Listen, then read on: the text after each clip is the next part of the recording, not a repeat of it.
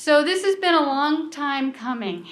We have been waiting for Dr. DeSouza to be on our campus and be able to present, and she was going to be our 2020 Karpovich lecturer, and we had to wait out COVID, so we could not be happier for tonight to come. So this is an excellent celebration of a lot of things for Springfield College and having an event that's here back on campus. This is what Springfield College is all about. This feels like Springfield College these last couple of days for me. Unfortunately, both myself and the presenter are going to have to present masked with the new COVID regulations. Neither one of us is too thrilled about that because I'm already sweating under here. It's like a whole ecosystem. So and hopefully you can hear us clearly with the mics. If there's any problem, we will make that kind of adjustment. So I'm going to give a little bit of an introduction to the actual lecture. So the Peter V. Karpovich lecture series at Springfield College was specifically designed to bring a distinguished lecturer to the field of exercise physiology, research, sports medicine, or other scientific aspect of physical education to Springfield College on an annual basis. The lecture seeks to present a stimulating, intellectual encounter for students, faculty, and staff of the college, as well as interested members of the community, which I see quite a few here today. The lecture series was provided and proposed by Peter Burdett, class of 1972, who was the first undergraduate student to sit on the Springfield College Board of Trustees, and that is a tradition that remains to this day. Springfield College established the Karpovich Lecture in 1973 in memory of his former faculty member Peter V. Karpovich, who was an internationally recognized exercise physiologist and one of the principal founders of the American College of Sports Medicine. Karpovich joined the Springfield College faculty in 1927. Serving as a professor of exercise physiology, he was named Director of Health Education at the college in 1947 and was appointed Research Professor of Physiology in 1955. We do have some other Karpovich lecturers that we have here with us today, which I'd like to do special recognition of. And one of them is Dr. Mimi Murray, who is one of the only two-time Karpovich lecturers to date. And Dr. Mimi presented in 1993 and 2010. Dr. Murray?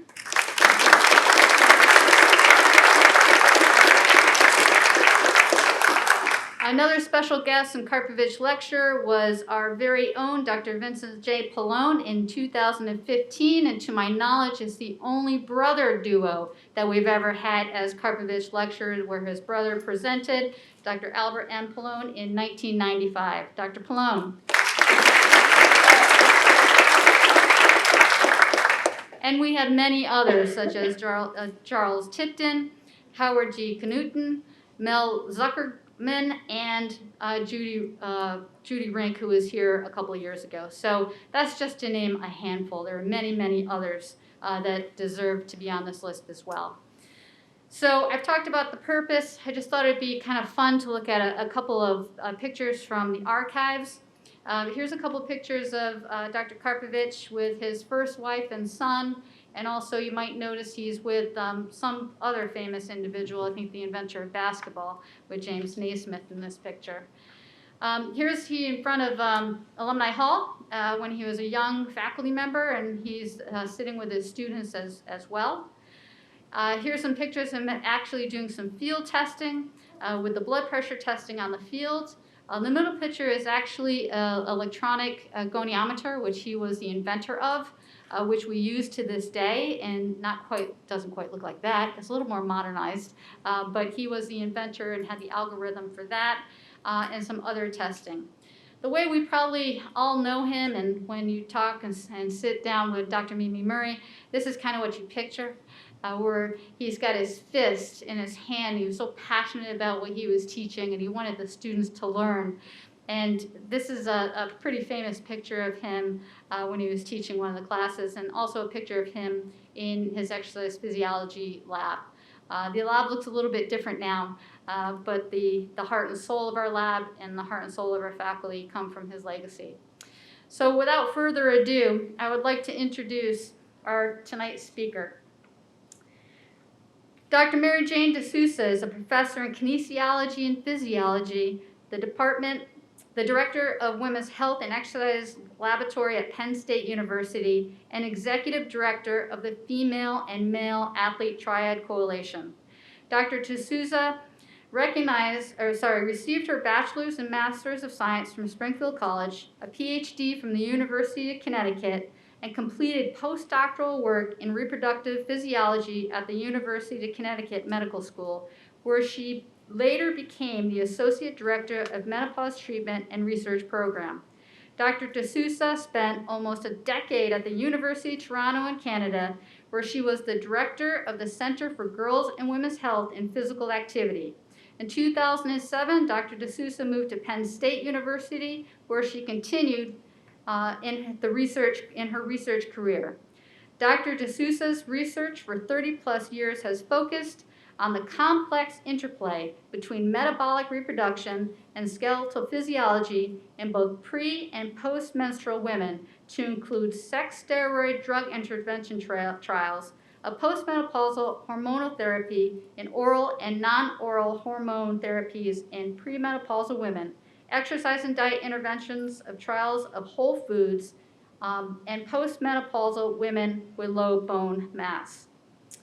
Dr. D'Souza has published over 150 research papers, mentored 10 postdoctoral fellows, and has served on 70-plus Masters of Science and PhD committees as either the primary or secondary mentor, and on a long list of undergraduate honors students committees. Dr. D'Souza has won teaching awards from Penn State University, a citation award for career research from the American College of Sports Medicine in 2018, an honor award from the New England chapter of the American College of Sports Medicine in 2018, and the Pennsylvania State University Pauline Schmidt Russell Distinguished Research Career Award in 2019. Dr. D'Souza is a past president of the Female and Male Athlete Triad Coalition and is a fellow of the National Academy of Kinesiology. Help me in welcoming tonight's Peter B. Karpovich lecturer, Dr. Mary Jane D'Souza.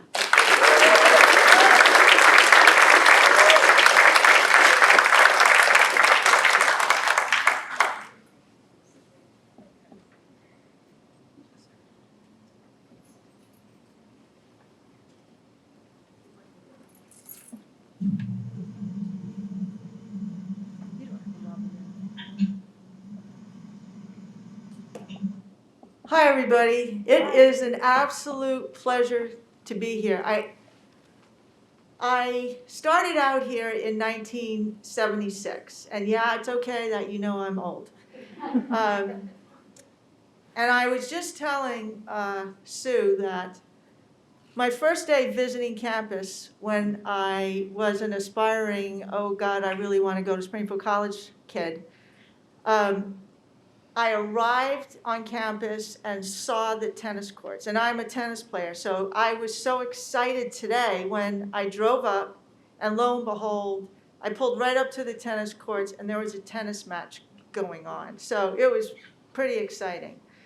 For me to be on this side of the lectern after 40 years of working hard, trying to make a career for myself is a great honor. You know, you get awards, you do well out there, but to have your own backyard, your alma mater, where you started, give you credit and name you as a Peter Karpovich lecturer exceeds all my expectations, and I am thrilled, and I remain very dedicated, and I am spirit, mind, and body still to this day, and it's just such a pleasure to be here. So thank you for spending your Thursday night with me, and I hope I can tell a pretty good story of the work I've been doing in young female athletes. I've called my lecture, Her Life Depends on It, in the spirit of, this is a slogan from Women's Sports Foundation, and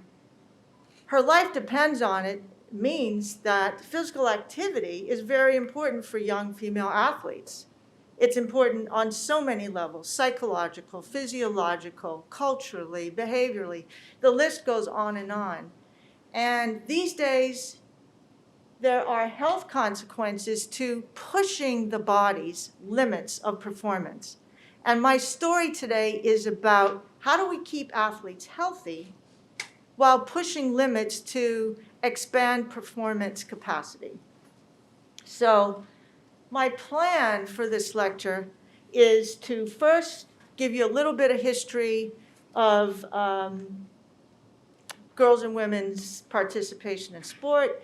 Then I will talk about what I think is the crux of this story, and that's for you to understand the tension out there for athletes between the nutrition goals that athletes have and their training, i.e. performance goals. So I want to tell a little bit on that story. I'll introduce the concept of the female athlete triad. Have you guys heard of the female athlete triad?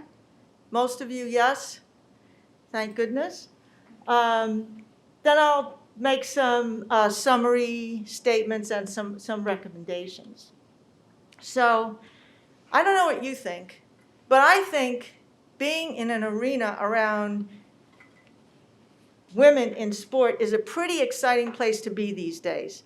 Women's performance capacity is being exceeded and expanded on daily. I can think of many examples of that. And I bet many of you, as a testimony to that, know many of the names of these female athletes. And if I were to ask you, this summer, when you were going to watch the Tokyo Olympics, what athletes were you psyched to see? Are there any names that come to mind? Simone Biles. Yeah, everyone's going to come up with that. There was this really cool little article that I read in the New York Times, and they did a survey to 2,500 people, and they asked them one question: what athlete are you most excited to see this summer at the Tokyo Olympics? Well, most of the respondents said Simone Biles or Allison Felix. Not many came up with Suni, but how incredible was she, right? Taurasi or Sue Bird, Kata Ledecky. How amazing was she this summer? Believe it or not, 87% of the respondents to that survey said they wanted to see a female athlete as their first exciting athlete to see. And I think that's awesome. That is a milestone that who are most people interested in seeing perform at Olympics have the answer be a female athlete. It's just awesome. And seeing Allison Felix at 35 years old exceed Carl Lewis's record and become the winningest female athlete in track and field, I mean, that's exceptional. And I'm sorry, but if you don't know it, I'm from Bermuda. And I have to give a shout out. Does anyone know to who? Flora Duffy, yeah. Flora Duffy, she won the triathlon, and that's the first gold medal for my little country of Bermuda. So, and she's 33. She had tried before at Rio and London, and for different reasons she was unsuccessful. But pretty exciting that this little country of Bermuda produced at least one gold medal, right? Okay, now, for those of you that don't know, I'm going to try this concept on you. It says the proof is in the numbers. Next year, 2022, will be the 50th anniversary of Title IX. You know what Title IX is, right? Provided loads of opportunities for girls and women in sport. But not just sport, other things too. Band, music, there are lots of educational initiatives. If you're federally funded, you have to provide equal opportunity. But in this year's U.S. roster, 329 women were on the U.S. team compared to 284 men. At the Rio Games, women won 59% of the medals, and 61% in Tokyo. So women are doing really well. And we can attribute this, I think, a lot in the U.S. to Title IX. At the high school level, this is a graph of high school participation from the 70s to 2010. There's been a 900% increase in girls participating in sport. That's crazy, no problem. At the collegiate level, 545%. Proof is in the numbers. Lots more female athletes out there getting involved in sport. And if you look at this graph of the number of medals won by females in U.S. history for the Olympics, what a sharp curve since Title IX. And I want to shout out to Title IX because we cannot underestimate the power and the end result outcomes that have been observed for women's participation in sport. And I don't think we're done. I think we're still going to see an expansion. So I think this is fantastic. So this brings me to the beginning of my personal story and the work that I've done, which I want to present to you as both challenges that we've encountered and the conundrums and how we've tried to deal with these. Because the question is, how do we have a healthy athlete, and on the other hand, we have some unhealthy athletes? That is the challenge and the conundrum that I want to talk about. Now, if you think about training, nutrition and what a kid eats is as big a part of training for performance outcomes as is the actual training itself. So there are huge tensions between the nutrition goals and the training goals. And athletes do straddle a very, very thin line during different training phases and what they need to eat to meet their energetic expenditure needs, how many calories they're burning. And if you're training a lot, you're burning a lot of calories. If you increase training, you better think about increased eating, because how are you going to fuel that training? And so there's a lot of tension between maximizing training goals in a periodized manner, for those of you that are in physical education or coaching and training with kids, and trying to time the adaptations to training so you peak at the right time and can win the match or run the fastest, etc. There's a lot of tension there. And one story that you have to understand is both of these have to synergize optimally for performance to be optimized. But where I live in my research lab, the way I think of nutrition is to add the concept of health. Because as soon as we start to compromise nutrition, we're going to have health outcomes, health problems. So in my world, when I have an athlete sitting in front of me asking me about nutrition goals versus training goals, I have to say that nutrition will always, for me, trump training goals, because I am worried about health outcomes. And as I will try and convince you, some of these health outcomes, like to bone, might not be reversible at the end of the day. And I'm going to share that story very clearly. If you want to fall asleep, you can do so until the bone part, because that's the really, really important part. Because I want you to leave this room with the understanding that bone may be long-term impacted, and that I don't know that I can tell you how reversible this whole thing is. Okay, here's an example. Do you guys know Mary Cain? You know her story? So Mary Cain was deemed as the fastest girl in America.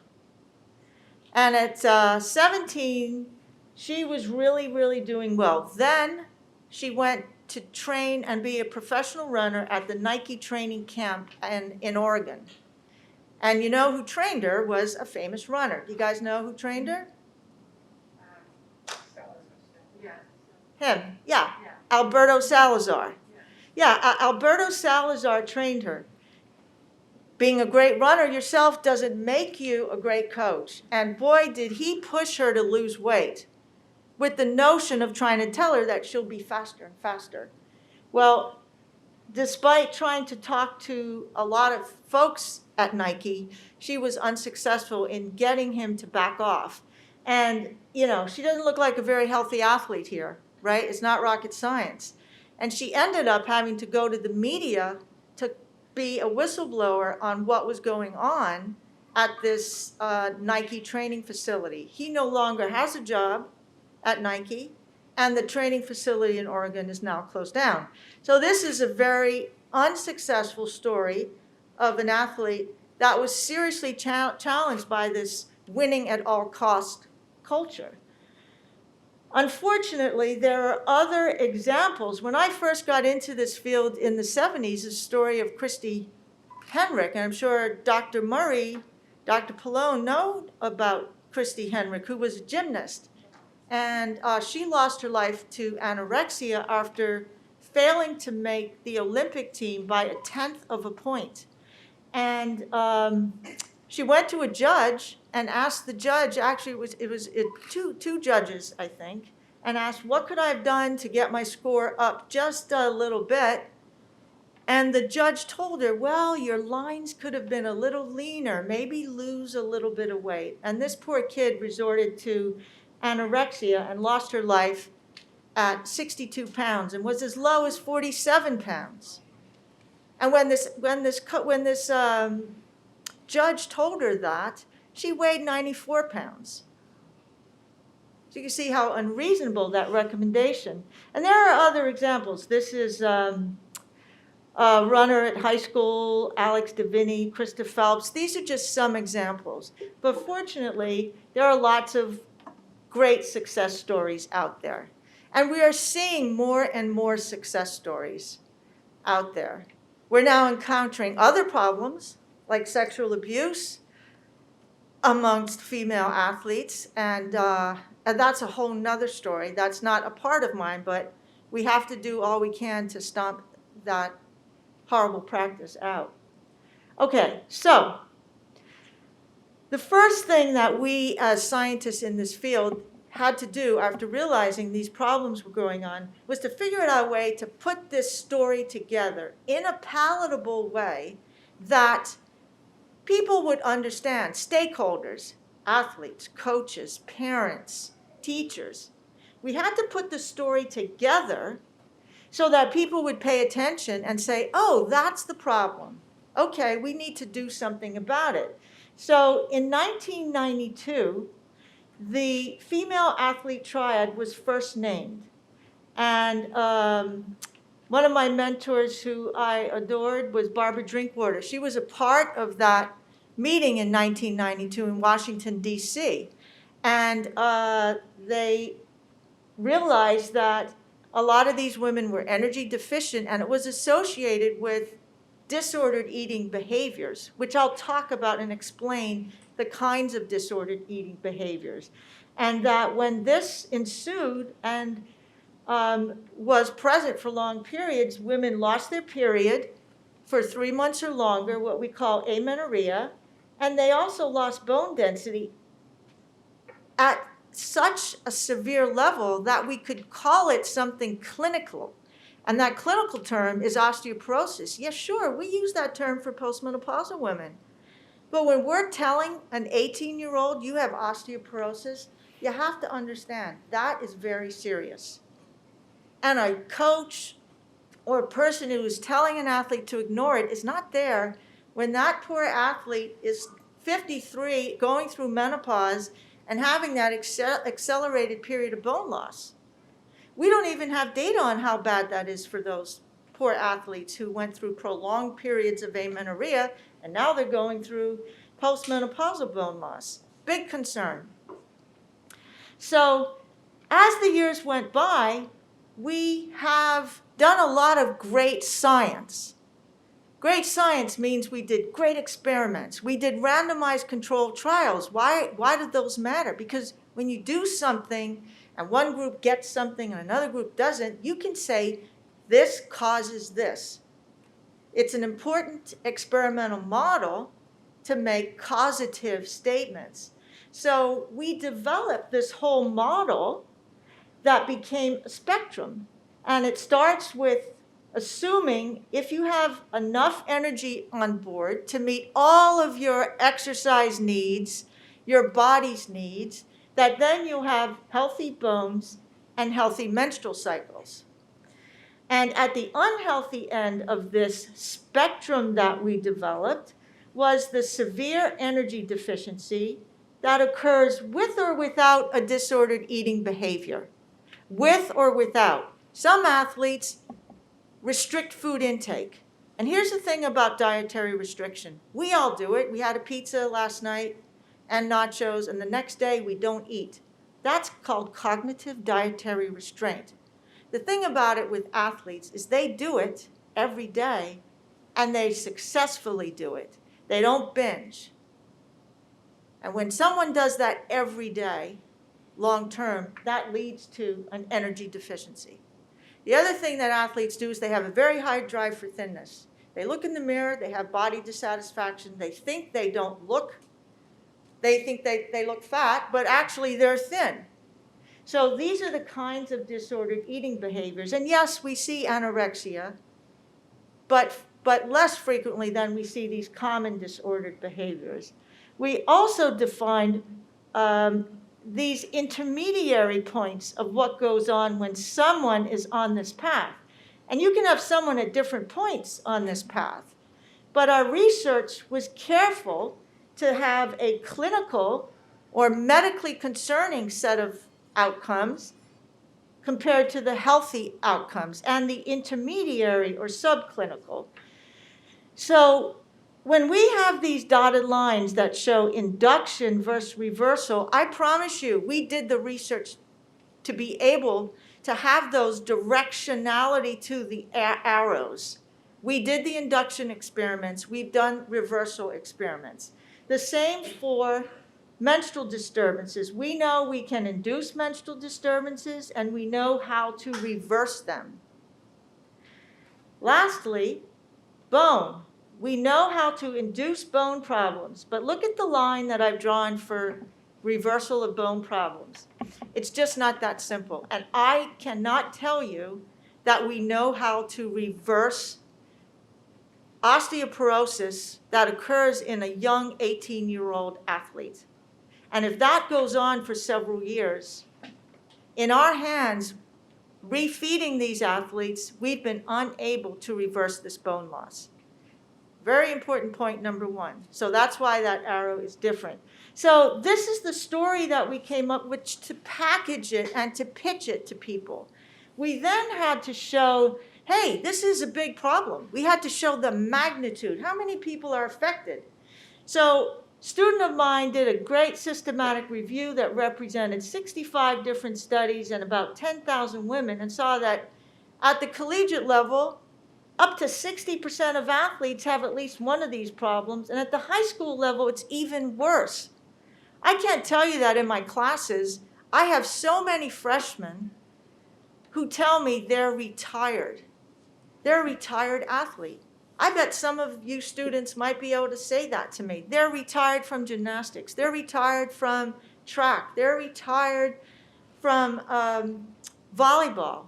And that's concerning when they're retiring because of the pressure and intensity of their sport at the high school level. And I can also tell you that we haven't made a dent in prevalence. In my work over 40 years, I'm sorry to say, female athletes are doing better and better. So many more are involved, and we're just not keeping pace with it. We're not able to do enough education, do enough translation to get athletes to decrease the incidence of this problem. So I need your help. I need your help when you're out there in the field to identify and address this problem. Now, we've done a lot of experiments on induction and reversal. In order to induce an energy deficiency, I can do that from breakfast to lunch, right? It doesn't take long. You skip breakfast, you're in an energy deficient state until you eat again. Now, if you do that prolonged, the energy deficiency causes a whole slew of metabolic problems. And we've defined all of the different metabolic endpoints. And when it comes to the induction of menstrual disturbances, we can do that pretty fast. Within 3 months, we can induce menstrual disturbances. Not hard to do. And we're not doing it with exercise. We're doing it with restricting food intake. So here's another important message. This whole problem is not a problem of over-exercising, too much intensity, or too high a volume. It's a problem of not eating enough calories for your expenditure. If you burn this many calories, well, you've got to eat that many, or a little more, because you've also got body health to be concerned about. For bone changes take a little longer to induce, and we're not able to do that in a laboratory. So we've had to infer from other types of experimental studies in animals. We've also done reversal studies, and we can reverse energy pretty fast. We can reverse menstrual cycles, and in our lab, when we study menstrual cycles, we take a urine sample every single day, and we evaluate the amount of estrogen and progesterone so we can show a very clear picture of what's happening. Is this a healthy menstrual cycle or unhealthy? What do you think? I heard it. Healthy, yeah, absolutely. While we can get periods back, we can't get women to ovulate that quickly, even over a year of refeeding. That's what our research shows us. So if you're working with an athlete and they get their period back, keep working with them. Make sure they start to get regular cycles at intervals of repeatable cycle length. Then they have a shot at ovulating. And for bone, I'm sorry, we don't know. We've been very unsuccessful reversing bone problems. And I'll tell more about that in a bit. So the major contributions from my laboratory include understanding induction and recovery. We've looked at prevalence. We've published data on quantified menstrual cycles in detail. We've looked at appetite. You know how thirst is inadequate during exercise to tell you how much you need to drink? Well, the same for appetite regulation. You can't depend on your appetite to tell you how much to eat. So we've learned that. We've learned about the disordered eating patterns. We've learned about risk factors.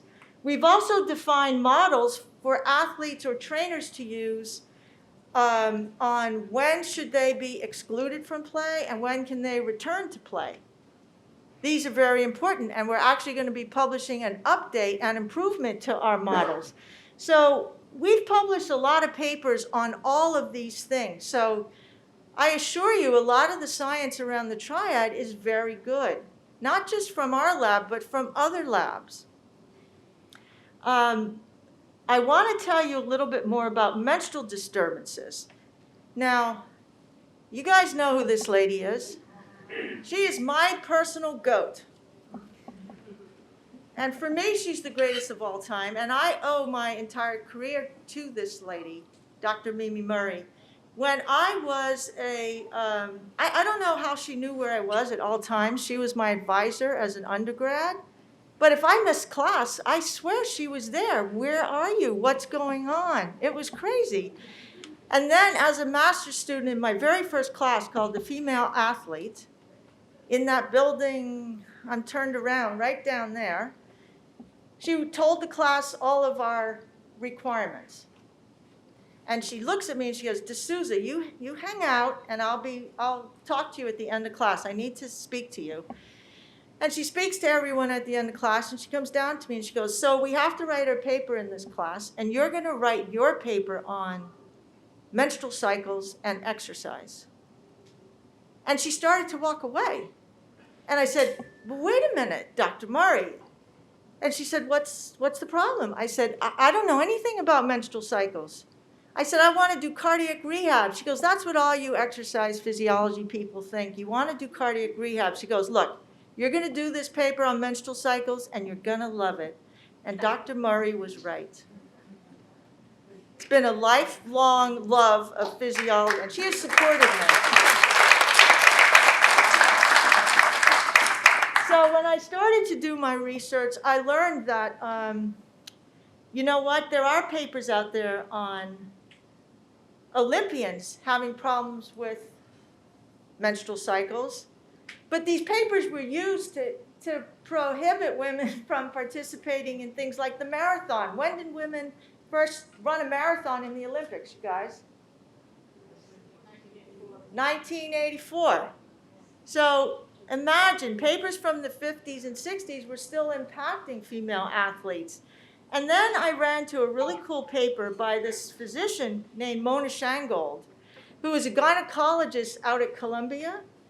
And she was seeing a lot of patients who were having menstrual problems. And she said to herself, well, I'm going to study myself. I'm training for a marathon. And she started to study her own menstrual cycle and was the first to explain all of the subtle disturbances that go on that don't necessarily involve the change in cycle length, but involve a change in hormones. Now, do you know you can have abnormal menstrual cycles with absolutely no change in menstrual cycle length? Well, it's true. You can have ovulatory cycles. You can have intermediary changes.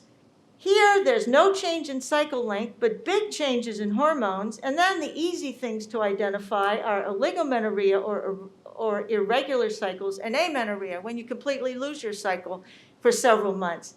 Now, all I need you to do is look at this picture. These are cycles we analyzed in our lab. Every single dot is a day of urine collection. In red is estrogen. Look at the difference in estrogen exposure here compared to here and here. Very different. So these women have no idea that they're having abnormal hormone exposure. It's real easy when you're amenorrheic. You're not getting your period. Of course you don't have any estrogen. So there's this increasing severity of estrogen depletion as cycles get worse. So amenorrhea is not a normal response to exercise training, you guys. I've had athletes at Penn State come to me and say, look, but my team says we should train hard enough to lose our cycle. And I tell them, well, they're wrong. That's an abnormal response to training. So we have to remember that. So the next thing to understand is why so many menstrual disturbances. And what's the answer? Why so many menstrual disturbances? Not enough energy. Not enough energy. Turns out reproductive function is highly dependent on food availability. When you eat enough, you have healthy cycles. When you don't eat enough, you can have abnormal cycles. And the body needs fuel to function and to maintain its physiology. It's just that simple. Especially if you're asking the body to exercise. And if you don't give the body enough food, you have health problems. I'm just talking about menstrual irregularities, and I'll also talk about bone health in a minute. So when fuel is inadequate, there's a dangerous cascade of adaptations. Now, this scientific concept is really very simple, and I want you to just stay with me on it, because it really is a piece of cake to understand. When you have enough food, your body oxidizes the fuel, and it says, all right, some of my fuel's going to go for growth, some for locomotion, some for cellular maintenance, some for thermoregulation, and some for reproduction. Then the body says, okay, you're cutting back on how much you're feeding me, so where can I save calories? Because the most important thing is survival. I need to use the calories where they're needed the most. So the body says, all right, you're going to not give me enough food? I'm cutting this growth compartment. And when I restrict calories to growth, I get more calories for all of these guys. And there are lots of changes that go on hormonally. I'm just pointing out one, which is a change in this hormone from the liver, IGF-1. Very important for bone growth. If you suppress it, you compromise bone. Period, full stop. Then you keep on restricting food intake. So the body says, well, what else can I restrict? And the most obvious thing that you don't need in an energy-restricted environment is to reproduce. So the body cuts the calories to reproduction, and you're not producing follicles, and from your follicles in your ovary, you make estrogen and then progesterone, and you end up with amenorrhea. And it doesn't matter what kind of a mammal you are, this is how it works. So you need enough calories, period, end of statement. So when the body is readjusting, partitioning, and moving calories from one place to the other, we call this energy conservation. And that's another way to say energy deficiency. You're conserving energy. Now, normally, if you eat this much, you can maintain your resting metabolic rate, which is the amount of calories you burn at rest. But if you cut calories this much, your resting metabolic rate says, whoa, I'm going to slow down. Now, you guys all might try to cut calories and try to lose weight, but this is what you do to your resting metabolism. It slows down. It does that so you burn less calories. So it's counterintuitive. Now, the behaviors are these disordered eating behaviors that contribute to the energy deficiency. And they also are on a continuum. We talked about dietary restraint, high drive for thinness, and body image disturbances. So these also occur on a continuum. Now, in our lab, we were very fixated on the big problem that you have as much as I have. And that is an athlete comes in and says, am I energy deficient? Now, that's no small deal. I chatted with the physiologists, Sam and Michelle and Stephen today about this. We have a very hard time as a physiologist to tell this athlete you're energy deficient, but this one you're not. And we have spent the past 15 years trying to figure it out. And for those of you that are trying to do this kind of work, remember, energy deficiency is about figuring out, are they conserving energy? And some athletes can be weight stable and not losing weight. So you can't look at the fact to say, hey, are you losing weight? Oh, well then you're not, you're fine. That doesn't mean anything. The other problem with looking at energy balance is, hey, someone could be energy deficient, but still be energy balanced because they've already made an adjustment and lost weight. So that's not a good strategy. And this whole concept of energy availability, have the students heard of this energy availability that's really popular in the literature? Because it's very difficult to measure because you're relying on self-reported intake. And I don't know anyone that can measure dietary intake well. It's very difficult. So we've been using RMR. And RMR is a measure of your resting metabolic rate. And we use the ratio of what it is measured in the lab divided by what it should be, a prediction equation. And in our hands, we have been able to measure resting metabolic rate and pick up whether someone is energy deficient or not. And there's even handheld devices. You might say, yeah, but this is so hard. We can't do that. Well, you can, because these handheld devices are only like 3,000, invaluable to the sport dietitian, invaluable to the trainer who's working with an athlete. So what you do is you take this ratio, you measure RMR in the lab, and you divide it by what their RMR should be. And we've reasoned and come up with, after about 10 experiments, what the cutoff should be. So if they're below a ratio of 0.9 or 90% of where they should be, that's energy deficiency. So if someone's RMR is 1050 kcals per day that they burn, and their predicted is 1250, they're only at 84% of where they should be. So this is a very physiological way that you don't have to rely on self-report, but you can tell an athlete, you're energy deficient, but you're not. And we validated it with thyroid hormone levels by looking at the lowest tertile, and we've been able to say and differentiate energy replete from energy deficient by one of the best markers of metabolism, which is thyroid hormone. So we have gone through great lengths over the past years, and 80 to 90% of the time, we can correctly categorize women, which is really important. Now, the last part of the story is the bone health problems. So, unfortunately, low bone mass is one problem, but when we're calling the bone health problem osteoporosis, that's a whole nother deal. And it's a problem that we don't think we can reverse. So, how does it look? Okay.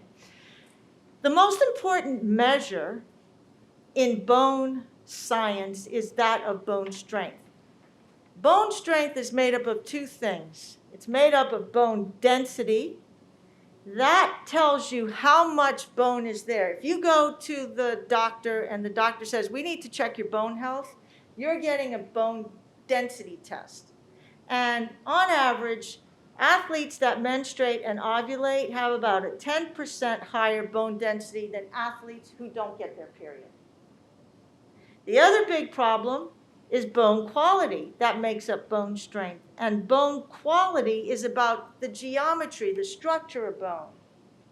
You can just look at this picture and say, wow, what's happening here? These are trabeculae, and look at the increased spacing. That means that the bone is getting thinner and weaker. The outer region is thinner if you look carefully. So, in athletes, you've got energy deficiency going on, plus estrogen deficiency, causing bone health problems. And here's the bottom line. Bone strength, when compromises, increases fractures. Anyone here had stress fractures?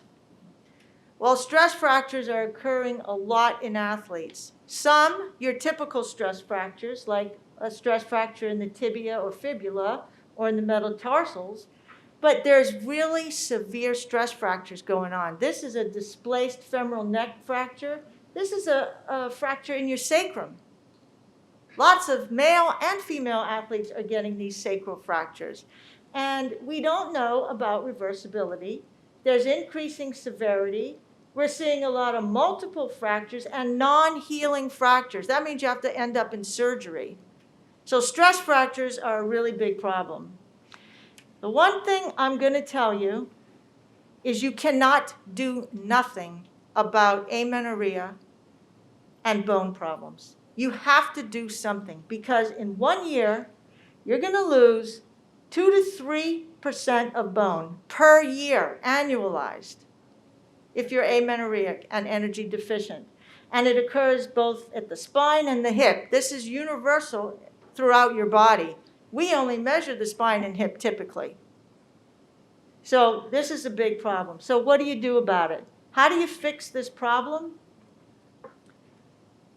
What happens often is these kids go to the doctor, and the doctor says, well, you're not getting your period. I'm going to fix it by giving you estrogen. And if I give you estrogen, that should fix the problem. But what's causing the amenorrhea in these athletes, you guys? Energy. So if you just give them estrogen, that's not fixing the problem. So if we fix the chronic energy deficiency, we should fix all of the abnormalities. And the thinking is that, okay, if we can reverse energy status, increase body weight and fat, then we should improve bone. That's the thinking. Well, unfortunately, the news is not that great for bone. We did a 12-month randomized controlled trial. We gave women with amenorrhea, we refed them extra food, about 350 calories a day. You might say, why don't you give them 600? Well, we tried that in the pilot study, and what do you think happened when we asked women to eat an extra 600 kcals every day? They all dropped out. Yep. So we reduced it to 20% above all of their energy expenditure that we measured. And at the total body and spine, This is the control group, and this is the intervention group. Nothing happening, is there? So refeeding was insufficient to improve it beyond what we saw in the control group. And even worse, at the hip, while the control group lost bone, so did the refeeding group. So we couldn't even protect at the hip from further bone loss. Yep, this is the first randomized control trial that systematically fed women. We had oligo-amenorrheic women that were randomized into a control group or refeed group. You can't imagine how hard this study was to do. It took us 8 years to do this work. And we're in the process of writing some more grants that we actually want to do with you guys. We want to work with you and maybe have you as a site. Seems like Sam and Liz and Stephen are pretty excited about this possibility, so I'm hoping we can do that. So still, the primary goal is to improve energy intake. And you should do that for about a year. But here's the caveat. If you start seeing fractures, if BMD is getting worse, you got to try something else. And estrogen therapy is the primary mode, but not, hear me, not oral contraceptives. Not oral contraceptives. What was used in the study I'll show you was not oral contraceptives. So problem is that oral contraceptives are a foe to bone. They are not a friend. Normally, we make IGF-1 in the liver. It's a hormone that induces bone formation and causes downstream effects to cause bones to grow. If you give oral contraceptives, you decrease the amount or suppress IGF-1. But here's the good news. There are non-oral preparations, like a patch or a vaginal ring, that can be used. None of them have been tested yet. That's part of the grant that we're writing. So oral contraceptives decrease IGF-1. And not a little bit, a lot of it, like 30–40% decrease. So you can't use oral contraceptives in amenorrheic athletes and think you're going to improve bone. You're going to make it worse. And in our work, we did, here's how much IGF-1 is decreased in this study after a month and a half of oral contraceptives. This is a vaginal ring, not much of a change compared to the control group that got no drugs. So there is now a patch on the market. So we haven't tested it yet, but we hope that the patch will be effective. What was used in this study was an estrogen patch that you give to postmenopausal women, and then some progesterone tablets. And that caused an increase in bone density of 2%, 2.5% at the spine, and at the hip sites, around 5%. So you can address the problems with postmenopausal type hormone therapy, but does that provide contraception, you guys? No, it's not a contraceptive. It's just to help offset the bone problems. Okay, so to close, the body needs fuel to function. And most of my work has been on understanding how much fuel, when, how, and all the consequences. We've done induction and reversal. You know that if you don't eat enough, there's a dangerous cascade of events that occur, and energy deficiency and estrogen, not just estrogen deficiency. Both energy and estrogen causes problems to menstrual cycles and to bone health. So there are lots of questions remaining about what to do with bone health. My goal is to say, look, there's a lot more work. I hope this is an exciting area to you guys, and I want to encourage a lot of scientists to get involved. So I'd like to finish with reminding you athletes have to flourish, and I'd like to thank Bill Sullivan. How many of you know Bill Sullivan? So he was the grad director when I first showed up on campus for my master's degree, and I was registering with stupid cards that we used to do down there in that building.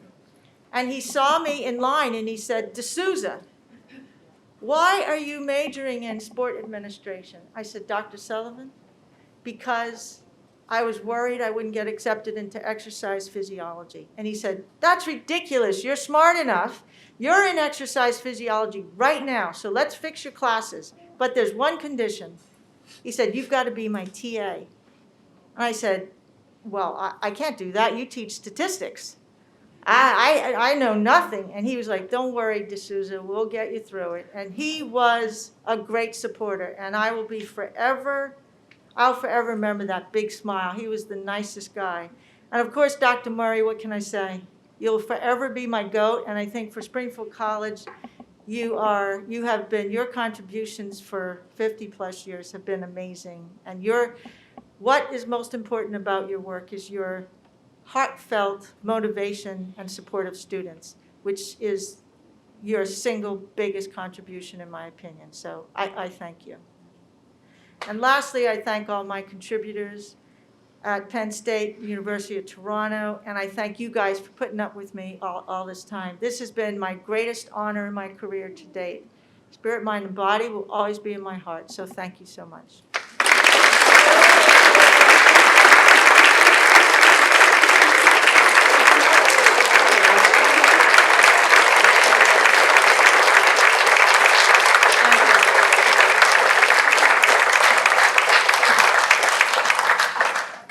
Yes, of course. We have time for a couple questions if the audience would like to ask. Hi, thank you so much for that. That was an awesome presentation. Thank you. My background is in sports nutrition, so I work with a lot of athletes, and low energy availability is one of my interests. Just recently, I started reading about some blood biomarkers and looking at hepcidin as a measure of low energy availability. Have you looked at any measures of, in the blood or anything besides RMR to assess for LEA? Well, we're working with Salometrics. Have you heard of Salometrics? Yeah. To get a biomarker test for T3. Okay. What marker did you say? Hepcidin? It just came out like a year Yeah. ago. Yeah. I think it's an interesting marker to have a look at, but in the absence of gathering a lot of data so you can really tell your story in a convincing way, I would suggest as a blood biomarker that T3 be your go-to. I can help you understand some of the cutoffs there. It's hard because one assay compared to another, the assays might be different, but there are some understanding of measuring after serial measures that can help you. And if you write me an email, I'm happy to talk you through some of that. That's awesome. Thank you. Yeah, sport dietitians I work with the most because I think the challenge on you guys is unbelievable. And the RMR is interesting because even I've done some work with the prediction equations, and sometimes in our athletes we see such a large discrepancy between the resting metabolic rate and the prediction equations. So that was interesting to see the ratio. Yeah, it's really cool physiology. Yeah. Happy to chat more on Awesome. that. Thank you. Sure. Yes.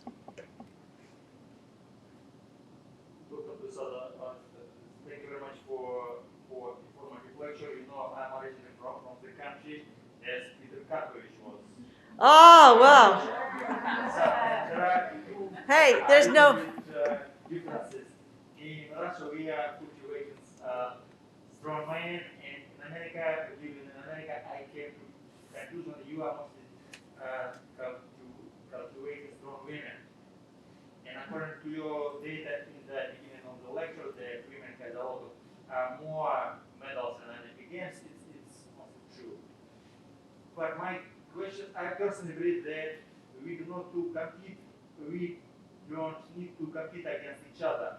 I personally believe that progression in collaboration, and there are a lot of common things in men and women. My question is, what can, from your perspective, what can be applied from your lectures to men? Thank you. Yeah, sure. So last year we published position stand on the male athlete triad. So you're correct. Men are experiencing similar metabolic aberrations. We've only been doing that work for a couple years, and the reason this whole problem with men has been put on our radar screen is because they're getting a lot of bone stress injuries, and that's like a precursor to a stress fracture. For those of you that don't understand that language, a bone stress injury is what you get before, like shin splints. It would be like you saying you have shin splints, well, you have a bone stress injury, and that's occurring at a very high rate in cross-country runners, in male gymnasts, and so a lot of work is being initiated. We just got a grant, an in-house pilot grant for some work in men. So we're doing that. And certainly my comments aren't meant to imply competing with men. But women have not been afforded the same opportunities to participate in sport historically. And so it's taken us a long time to catch up. And so a lot of my comments are to celebrate the successes of female athletes, which have been so incredibly significant over the past decade to two decades. So there are a lot of comparable physiology that exists. I'll tell you the biggest difference that we've observed so far. An energy deficit of this much in women causes this many problems. In men, an energy deficit of this much only causes this many problems. So the men's physiology tends to be more robust, and their energy, in order for the energy deficiency to affect them, the deficit has to be far greater, far greater. So that's the big first step physiology. Their reproductive function is impacted, not just testosterone. Sperm quality, sperm motility, that's all negatively impacted as well. And of course, we're seeing bone stress injuries. That'd be my best quick summary. And thank you for your comment. Yes? Thank you again, Dr. D'Souza. It's been a pleasure to have you here at Springfield. And I look forward to doing a lot of collaborations with our department. I think we've got a lot of awesome faculty that can help get some of your work within our department. So we're excited for that. My question is, a lot of this research is mostly looking at female athletes from the college level up. Yes. But as we know in sport, there's more and more pressure for younger and younger girls to be specializing and training year-round at high levels of intensity. So where is this really starting? And what are some of the indicators in younger athletes, like delayed onset of menses and things of that nature, that we need to be aware of? That is such a great comment and question. Yeah, I look forward to working with you guys, and this is the one big thing I want to do, and it's to give back to Springfield, and I hope that we can pull this off and make this work. So thank you. What I will say is that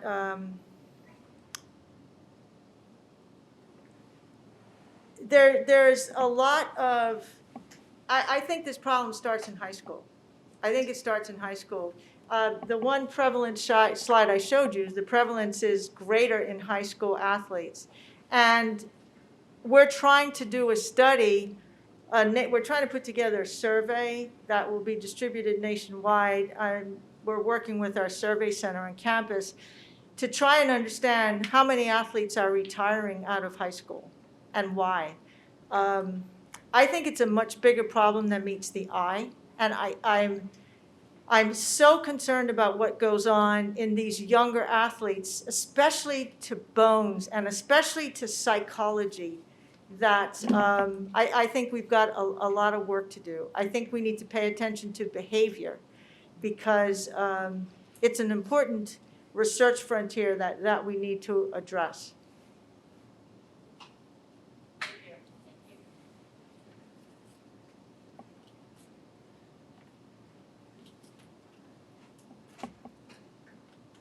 So Dr. D'Souza, on behalf of Springfield College, we'd like you to present to you this award for the Karpovich, for the Peter V. Karpovich Lecture. So thank you very much for your presentation.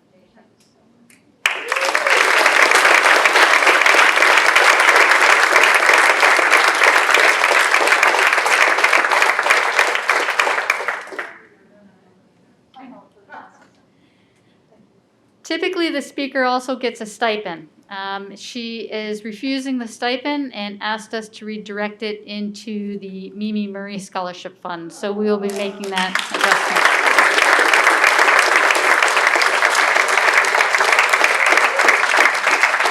So thank you very much for your presentation. Last but not least, I just want to let everyone know that we have chosen the 2022 Peter V. Karpovich Lecturer, and it will be Nefertiti Walker, who is an assistant professor at UMass in sport management, and she is a expert researcher with over 50 publications in diversity, equity, and inclusion in the sport world. So we're looking forward to that about the same time next year.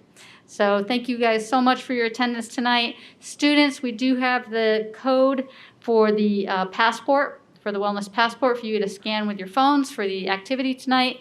For the rest of you, have a great night, drive safely, and everyone eat, get energy.